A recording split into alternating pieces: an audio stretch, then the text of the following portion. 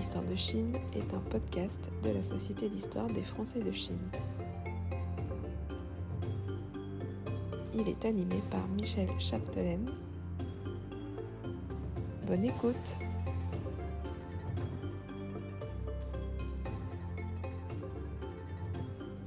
Bienvenue à tous et à toutes. Pour notre nouveau podcast, nous recevons Guillemette Laferrère. Bonjour Guillemette, bienvenue dans notre podcast. Bonjour. Tu viens, Guillemette, de publier Derrière la muraille de briques, journal d'une Chine encore maoïste, aux éditions La Route de la Soie, ce qui nous donne l'occasion de te recevoir pour parler de ce livre dont tu es l'autrice. Nous allons tout d'abord revenir sur ton parcours, sans lequel tu n'aurais pas pu écrire ce livre, parcours qui sera ta source d'inspiration. Tu es diplômée de l'Institut national des langues orientales de Paris en chinois et en japonais. En 1980, tu bénéficies d'une bourse pour étudier à l'Institut des langues étrangères de l'Université de Pékin. À la suite de cela, en 81, l'Institut franco-chinois de Lyon, car tu es lyonnaise, te propose un poste d'enseignante de français à des étudiants de Kunming, dans la province de Yunnan, en Chine. Tu postules, ta candidature est retenue, et tu embarques dans cette aventure sans trop savoir ce qui t'attendait. Tu avais 25 ans. 40 ans après cette expérience, tu écriras ce livre, Derrière la muraille de briques, journal d'une Chine encore maoïste, tiré de ton journal et de ta correspondance avec tes proches. Jour après jour, tu décriras ta vie quotidienne dans cette région isolée de la Chine, où le poids de la révolution culturelle est encore présent, où la Chine communiste roule en bicyclette et où la présence étrangère est surveillée. Guillemette, parle-nous de ton arrivée à Kunming et de ton installation dans le campus de l'Institut. Bien volontiers. J'arrive dans le petit aéroport de province de Kunming, qui en 81 ressemble plus à un grand hangar qu'à un aéroport. Là, le docteur Liu, un ancien boursier de l'Institut franco-chinois de Lyon, venu dans les années 1940, et sa femme m'accueillent chaleureusement, dans un français parfait, et puis disparaissent. Et je suis prise en charge par une jeune femme prénommée Pao, qui m'installe dans une voiture avec chauffeur et me conduit sur le campus de l'Institut technologique, qui va être mon unité de travail et mon lieu de vie. Elle s'évertue à ne parler qu'en anglais et je ne lui réponds qu'en chinois. Et elle m'avoue que c'est son premier contact avec une occidentale. Donc très vite, je l'ai surnommée mon pot de colle. Elle voulait même les premières nuits dormir avec moi. Mais comme j'étais plus âgée qu'elle, et ça c'est très important en Chine, j'ai pu faire jouer mon autorité et lui faire comprendre que je n'avais pas besoin d'elle en permanence. Donc arrivée sur le campus, j'ai été installée dans une petite maison autour de laquelle commençait à s'ériger un mur de briques, d'où le titre de mon livre, Derrière la muraille de briques. Mais tout semblait en chantier, un peu inachevé. Alors ma chambre était plutôt austère, avec un lit, avec moustiquaire, un bureau, un thermos, bien sûr, parce que l'eau n'est pas potable, il faut la faire bouillir, une chaise, et puis ils avaient mis l'armoire devant la fenêtre, comme si, comme ça je ne verrais pas la construction du mur. Il y avait des cafards dans la salle de bain, mais avec tout de même une baignoire et un WC, ce qui était considéré un grand luxe, même si on me prévient que l'eau chaude sera chauffée par une chaudière à charbon et cela ne sera fait qu'une fois tous les 15 jours. Alors c'est sur le campus, les bâtiments sont assez délabrés, hein, c'est les cicatrices de la révolution culturelle, mais Pao a été très fière de me montrer que j'étais installée dans une installation plutôt luxueuse, prévue pour les étrangers, alors qu'eux vivaient dans des dortoirs plutôt surpeuplés et n'avaient que des latrines à disposition. Alors Guillemette, qui sont ces étudiants qui vont suivre tes cours? Comment ça se passe avec eux? Quelles sont tes relations avec eux? Comment les connais-tu? Alors, je reviens sur ces 10 années de chaos et de fermeture des établissements de formation pendant la Révolution culturelle, qui ont eu pour résultat qu'au début des années 80, les classes qu'on va me confier sont très disparates et comprennent des étudiants de plusieurs générations. Donc, il y avait des jeunes de mon âge, donc 24-25 ans, qui étaient bien trop jeunes pendant la Révolution culturelle pour être envoyés comme paysans ou ouvriers, mais dont les parents ont généralement souffert. J'avais une classe de trentenaires qui, eux, par contre, ont été des gardes rouges et ont subi la révolution culturelle de plein fouet. Et puis, le plus de chance, c'était ma classe de vieux profs, entre 40 et 70 ans, qui, eux, en tant que professeurs, ont été très malmenés pendant la révolution culturelle, ont parfois été exilés et revenaient sur les bancs de l'école, alors qu'à ces âges-là, c'est quand même difficile d'apprendre une langue étrangère. J'avais même des vieux profs de russe qui avaient, pendant l'amitié Staline-Mao. Alors, Je me rappelle que justement, à ces vieux professeurs, je leur ai demandé: «Mais quelle est votre motivation pour apprendre le français?» Et il y en a que 2 qui ont dit: «Ah ben, en mémoire des mathématiciens Poincaré, Lagrange et Laplace», et les 90 des autres m'ont dit: «Pour la bonne entente amicale entre nos 2 peuples et pour mieux servir l'édification socialiste et notre pays». Voilà, ça démarrait bien. J'ai aussi une anecdote amusante à raconter, par rapport à mes étudiants, ingénieurs, mes jeunes étudiants qui eux, c'est une anecdote sur le lac de Kunming. En fait, Kunming est dans un environnement naturel magnifique, hein, entouré de montagnes et au bord du lac Tianche, et pendant la Révolution culturelle, un slogan a fait fureur: «Il faut gagner de la terre pour le peuple travailleur.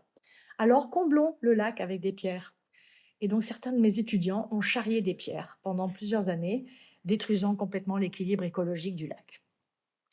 À ce moment-là, quand même, le niveau d'éducation est très bas. Il faut imaginer que pendant 10 ans, ils ne sont pas allés à l'école, ils n'ont pas fini leurs études. En plus, on me dit que voilà, tout le monde sort diplômé, sauf si on rate l'épreuve de pensée politique, qui est encore largement inspirée par les pensées de Mao et que les étudiants connaissent par cœur.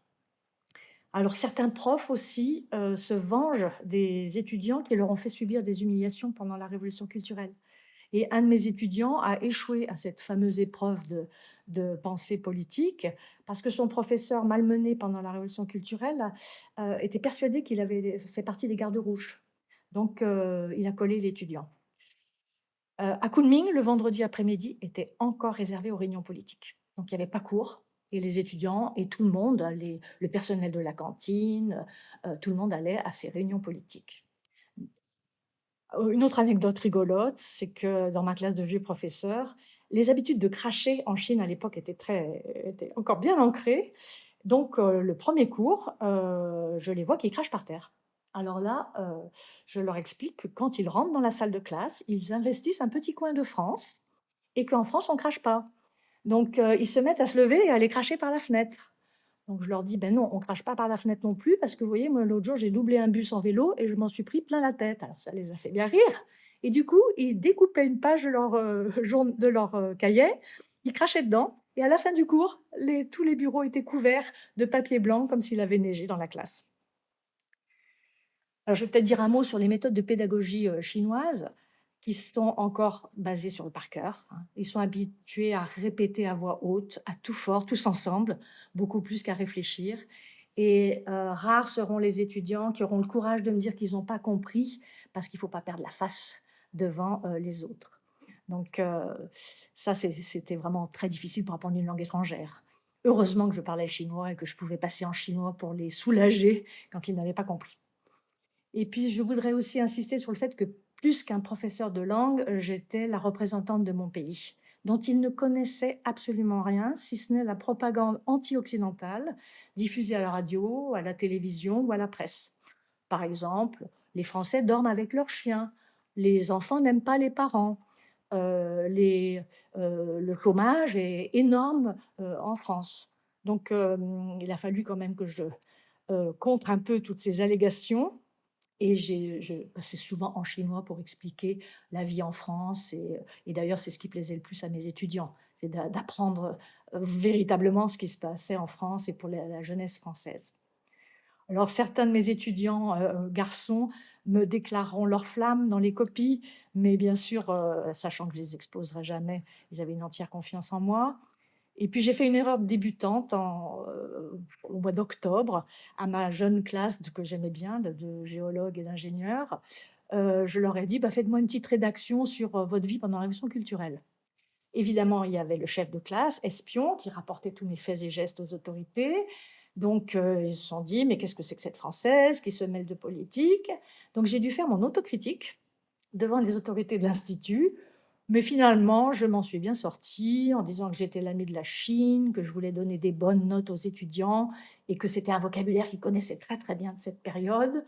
Mais moi, je m'intéressais à la poésie des Song, à la grande civilisation chinoise, et je n'ai pas du tout été, je n'ai pas eu de suite, et surtout, on ne m'a pas confisqué les copies, et donc j'en ai inséré une dans mon livre.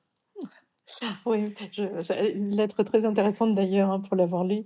Alors, quels sont tes liens avec la population locale? Parce que tu m'as confié que Kunming, à l'époque, c'est quand même 2 millions d'habitants, hein, c'est bien ça? Tout à fait. Alors d'abord, ça va être des relations sur le campus, hein. Ça va être, la soi-disant femme de ménage, le gamin qui garde la guérite, du portail de notre mur de briques. Ça va être la cuisinière à la cantine, et puis les étudiants, bien sûr. Et puis les professeurs, les autres professeurs, voilà. Et puis aussi, je vais rencontrer pas mal de vieux francophones, qui ont pu aller en France avant l'arrivée du communisme et qui ont aussi connu l'influence de l'Indochine, qui est quand même pas loin du Yunnan, hein. Les Français ont vécu à Kunming jusque dans les années 50 et ont construit la voie ferrée Kunming-Hanoï. Il y avait des consulats français, il y avait encore à mon époque tout un quartier d'ambiance française. Donc ces vieux francophones qui n'ont plus rien à perdre m'ont fait connaître aussi des coins de Kunming et m'ont invité à aller dans des restaurants d'influence un peu indochinoise. Et puis, je me suis fait une très bonne amie, la secrétaire du département des langues étrangères, qui, elle, la pauvre, payait la mauvaise orientation politique de son père, qui avait été pro-Lin Piao. Alors, je ne vais pas rentrer dans les détails, mais enfin bon. Et du coup, elle végétait derrière sa machine à écrire. Elle ne parlait ni l'anglais ni le français et elle tapait les textes pour le département des langues étrangères. Et elle a tout de suite vu, elle m'a avoué que j'étais la première occidentale qu'elle rencontrait qui maîtrisait complètement le chinois, qui connaissait la Chine, l'histoire du pays et qui n'était pas dupe. Et elle m'a dit: «J'ai tout de suite eu confiance en toi». Et par elle, j'ai connu tout un groupe d'intellectuels, d'artistes, qui, m'ont reçue chez eux. Alors on faisait très attention parce que j'étais quand même très surveillée, et que l'amitié avec les étrangers n'était pas du tout recommandée, hein. Donc on a dû user de subterfuges pour se rencontrer et parfois on allait à l'opéra pour que la musique, couvre nos voix et qu'on puisse discuter un peu, elle m'a appris beaucoup de choses et on est devenus, grandes amies sans trop le montrer. Et puis, il y avait aussi, quand je me baladais dans les rues, des Chinois qui m'abordaient, enfin des Chinoises d'ailleurs, parce que les garçons n'auraient pas osé, et qui disaient: "Ah woman suo pengyo, hao pu hao", on fait amis. Alors au début, ça déroute quand même comme expression, on fait amis, puis au bout de 10 minutes. Et puis finalement, c'était assez touchant parce que, certaines, c'était pour quitter le pays, par tous les moyens. Donc elles se disaient: «En rencontrant une étrangère, ça va m'aider». D'autres, c'était simplement pour s'afficher avec, un étranger et avoir une espèce de reconnaissance un peu, il faut vraiment imaginer qu'à l'époque, dans l'Yunnan, on n'était qu'une poignée, d'étrangers et d'occidentaux. Donc du coup, il y avait un certain petit pouvoir, mais parfois j'allais au restaurant avec ces Hangyo de 10 minutes et je voyais que le serveur était très jaloux. Pourquoi ce Chinois ou cette Chinoise, avait le droit de s'afficher avec une étrangère et la façon dont il servait le bol de nouilles était bien différent, entre le mien et celui de mon ami de 10 minutes. Alors, tu fais allusion plusieurs fois dans ce que tu nous racontes à une surveillance, de la dame qui t'accompagne dès ton arrivée, d'une femme de ménage, si je ne m'abuse. Comment on vit cette surveillance et comment on s'adapte à cette situation quand on est française? C'est sûr que ça a été une de mes plus grandes frustrations. D'ailleurs, le surnom que j'ai donné à Pao, pot de colle, en est un exemple. Mais je dois dire que ma vie a été grandement améliorée, quand j'ai eu un vélo qui m'a permis de m'évader. Le campus était quand même un peu loin du centre-ville à l'époque et ces escapades à vélo, j'ai ressenti un petit semblant de liberté. Il faut quand même dire que pendant 2 mois, pendant ces escapades, j'étais suivie par un type qui payait pas de mine, qui avait une espèce de costume Mao délavé, rapiécé. Je pensais que c'était soit un ouvrier, soit un paysan et il s'arrêtait au feu rouge avec moi, il s'arrêtait devant la poste quand j'allais poster une lettre, il s'arrêtait dans le même café que moi et à une autre table. Si je le dévisageais, il tournait la tête.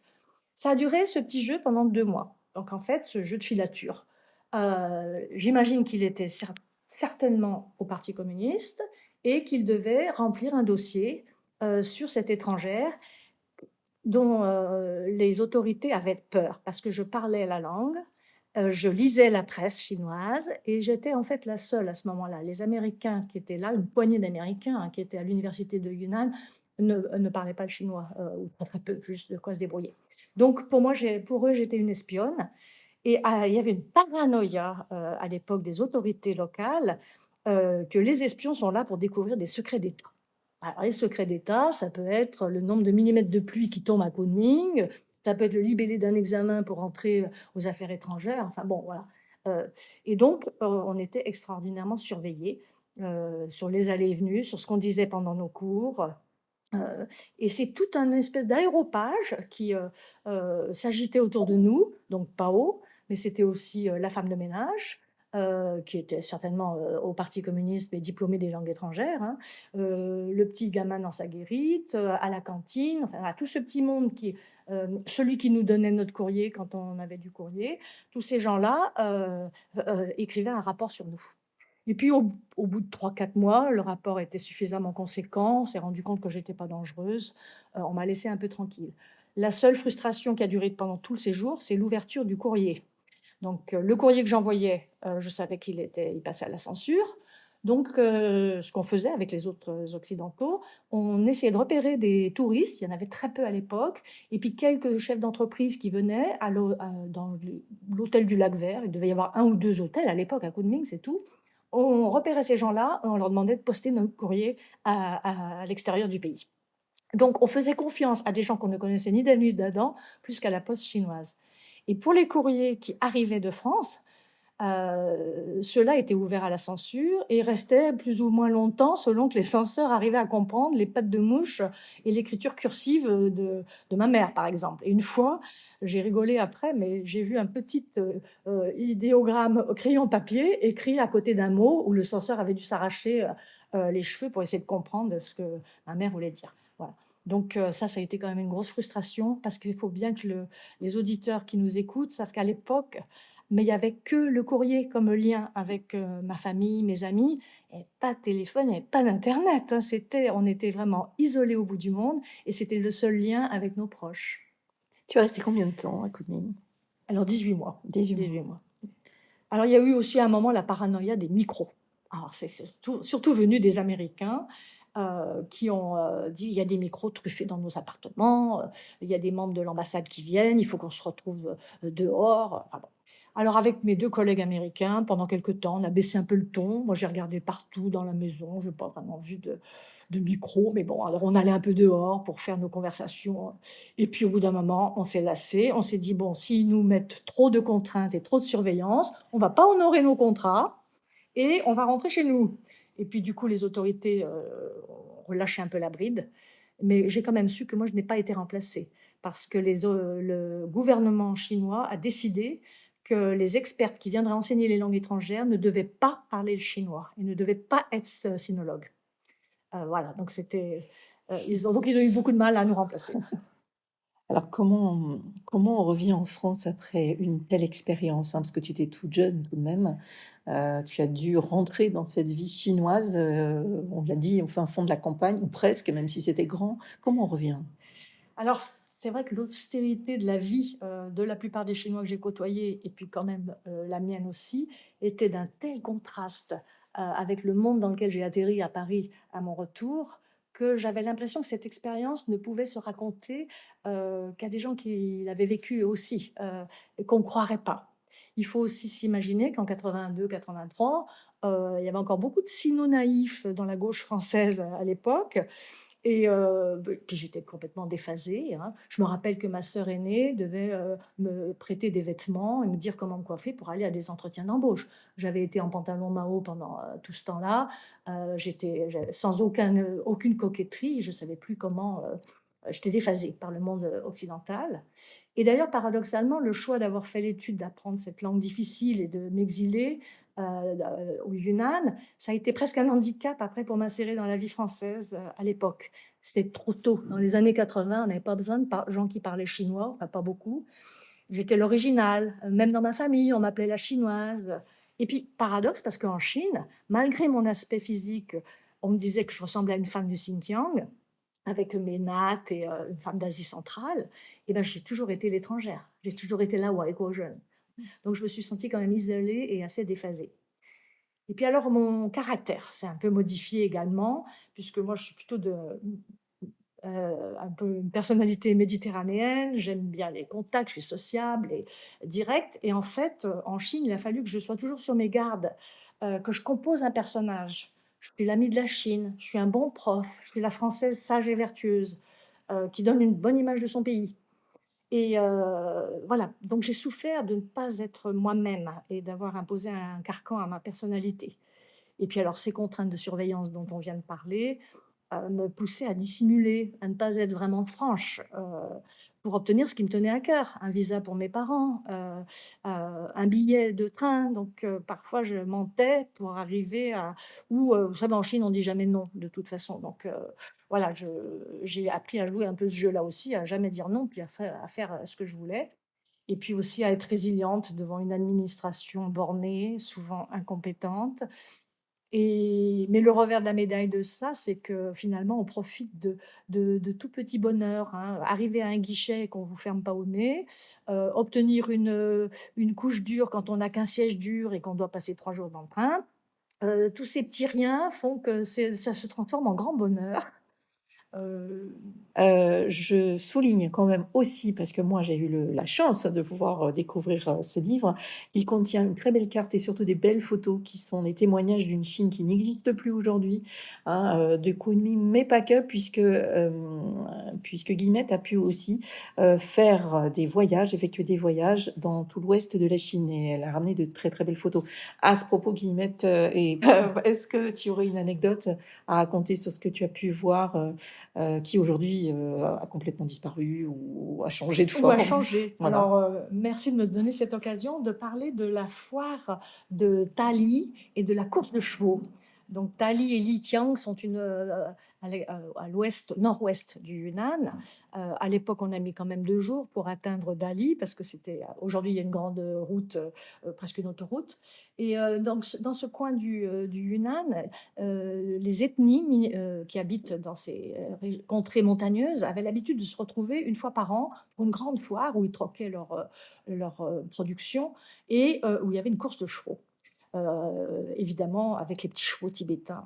Donc 20 ans après, ça avait été interdit par la Chine communiste et en 81, les autorités décident de rouvrir cette foire et d'autoriser la course de chevaux, avec la participation des soldats de l'Armée populaire de libération, très présente dans ce coin du Yunnan puisqu'on est à la frontière avec la Birmanie, et le Tibet. Donc, nous partons avec un voyage organisé par le Waipan, les affaires étrangères de Kunming. Et là, moi, je me serais crue dans un film de Jacques Tati. Donc, cette course, imaginez donc un grand champ. Nous avons des gradins où il n'y a que des soldats de l'Armée populaire de libération et nous, une poignée d'une dizaine d'étrangers de Kunming. Imaginez la cérémonie d'ouverture des JO, mais les ethnies arrivent les unes après les autres. Après, bien sûr, un défilé militaire avec les enfants des écoles, tous habillés en rouge et une musique militaire. Et puis ensuite, au coup de feu, tout le monde s'ébranle, mais les Chinois n'ont pas du tout l'habitude de monter à cheval, donc les pauvres soldats de l'APL avaient un mal fou à tenir leurs chevaux qui partaient dans les gradins, qui allaient brouter, et pendant ce temps, les Tibétains raflaient tous les prix. Voilà, donc c'était vraiment comique, et c'est un souvenir que je raconte dans le livre. Merci Guillemette, merci pour avoir passé du temps pour parler de ton livre. Alors je rappelle que ton livre est paru aux éditions La Route de la Soie en juillet 2023. Et fait important pour les gens qui se trouvent en Chine et qui t'écoutent, il existe aussi une version e-book. Eh ben, j'espère qu'on a su attiser la curiosité de nos auditeurs, de la Société d'Histoire des Français de Chine, et que j'encourage vivement à découvrir ce livre. Merci à toi, Michel. Non, je t'en prie. Merci Guillemette. À bientôt pour un nouveau podcast, vraisemblablement sur l'Institut franco-chinois de Lyon.